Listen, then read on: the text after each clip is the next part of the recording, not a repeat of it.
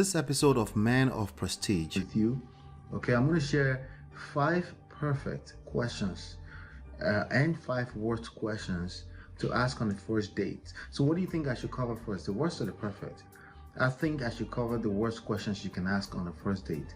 The problem is that there's a lot of dating gurus out here trying to bring everything down to an exact science, and that is precisely working against the idea of engaging in a potential romantic relationship with a young lady. Okay, so what I'm talking about as usual is social and emotional skills. It's not about your ability to be a data scientist, a data engineer. It has nothing to do with that. It's about being able to understand that beyond what you see as data today, there's a way that people move, there's a way that people behave, and you need to be aware of that. And if you're not aware of that and all you know is just data, which is basically all right, welcome back. We're moving here. So the 5 perfect and worst questions to ask on a first date. So gentlemen, there's something going on, there's something drastically massive going on, and I want to keep talking about this. So I decided I wanted to bring this topic, questions on the first date. Just like a few hours ago, I was on a live session, just watching a live session right here on YouTube, as I do sometimes, and this gentleman, I was just stuck on the data. He just wanted to talk about the data, was and it's not just in talking and conversations.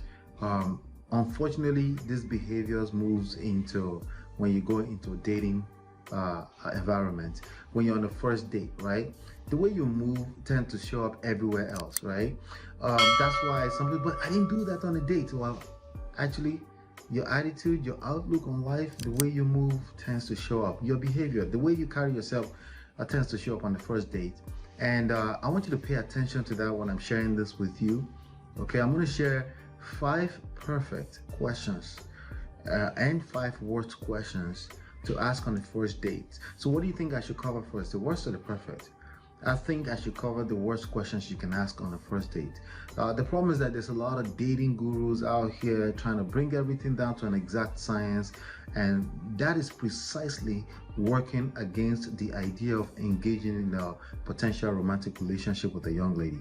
Okay, so what I'm talking about as usual is social and emotional skills. It's not about your ability to be a data scientist, a data engineer. It has nothing to do with that. It's about being able to understand that beyond what you see as data today, there's a way that people move, there's a way that people behave, and you need to be aware of that. And if you're not aware of that and all you know is just data, which is basically pre-recorded data that you can see right now, you miss out, and that's precisely what we mean by not having game. So it's about game. Unfortunately, it's about game. It's about being able to read the room, being able to read a person, being able to read the vibes in an environment. That's what it comes down to. But if you continue to watch this video, subscribe to this channel and watch these videos, you will continue to understand what I'm talking about. The 5th, I'm going to count down. The 5th and the worst question to ask on the first date is, what do you bring to the table? Now, you will notice some kind of trend here in some of these worst questions.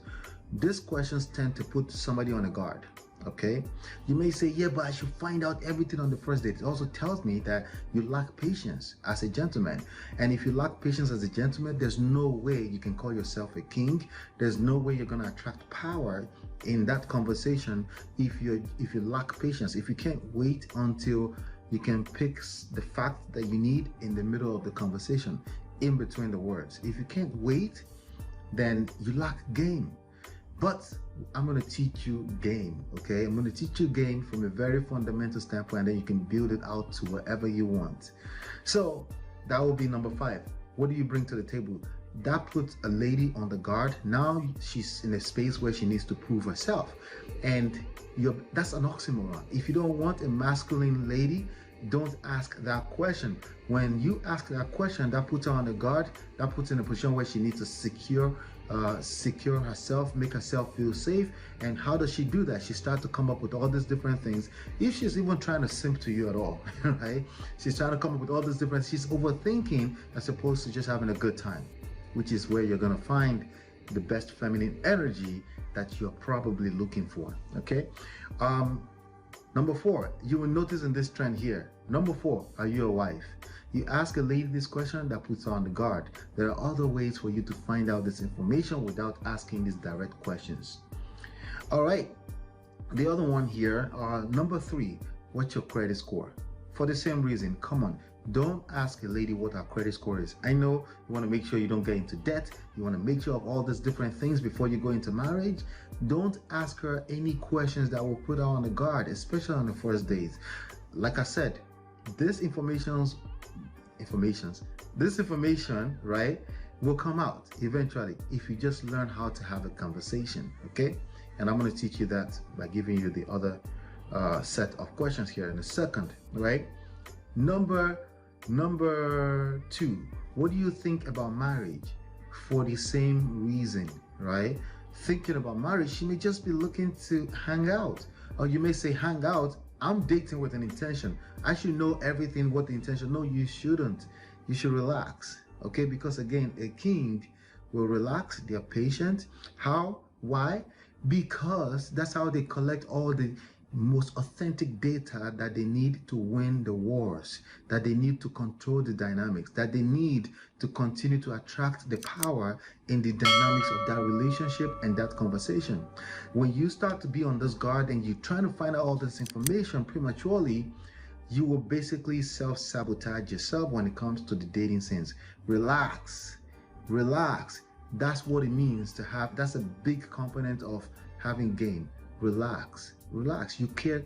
You're showing that you care too much. There's nothing wrong about caring too much, but the problem is that you're going to choke the person to death. You're going to choke their vibe to death way too soon, way too early, right?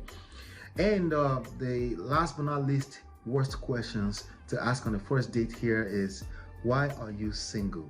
For the same exact reason. Please don't ask these questions, okay? Please don't. Now, let me give you the 5 perfect questions that you want to start with, okay? Number 5, I'm going to count down again from good to best, okay? Number 5, tell me something unique about yourself. Open-ended questions that allow her to feel free, like, that make her feel that way, where she's like, something unique about myself. She's relaxing, she's having a good time. Tell her that, relax. Don't be in a hurry. Again, this could be the last question because again, I'm going from good to best, right? The 4th right here is, create a question from our answer. Don't come prepared with all of these different questions. Stop doing that, okay? The 4th and probably the 2nd best question that you want to ask, okay? 2nd best, 4th best, whatever, right? The point is that create a question for the answers she gave you. She gave you an answer. After you said, tell me something unique about yourself, she now gave you an answer, right? From the answers, you want to show that you're interested, right? Basically, pull something out, something interesting out, something you can relate with, and ask more questions about that. It shows that you're a good listener, and that's one of the most attractive things you can have when it comes to the ladies, okay? To the modern women especially, okay? 3, be more interested. Create another question, okay? From exactly what she said. 3, right? Again, you're living in the moment, right? You're living in the moment. You understand how to live in the moment and you're taking advantage of that moment in time. Be more interested. Create another question. That's the 3. 2, no, okay? So it's not going to be the same thing, but you want to use that as much as possible, the same. But 2, would you rather anything? That you could start any question. Would you rather this or that? Would you rather go to Florida for a vacation, or you rather go to the Maldives in Africa? Something like that, right? Maldives, I've never heard of. You never heard of Maldives? Oh no, you need to check it out. And there's another excuse to open your phone and say, let's look at this. You're having a good time. Trust me, all of the information that you're in a rush to get, you will get those information, but calm down. Maybe you're a man of a certain age and you're just dating with intentions, right? A man of purpose, right? you still got to have game. You still got to have social skills. You still got to have emotional intelligence. Okay, you need to understand how the brain works. It doesn't follow data and specifics in fact like most gentlemen try to do these days. Relax with that. You can learn those things for your own good, but when it comes to dating, relax. Okay, so would you rather go to Maldives in Africa, or would you rather go to Florida for a quick vacation where you just need to rest, relax? Again, you're painting that picture where she can feel relaxed and feel safe and secure around you. The best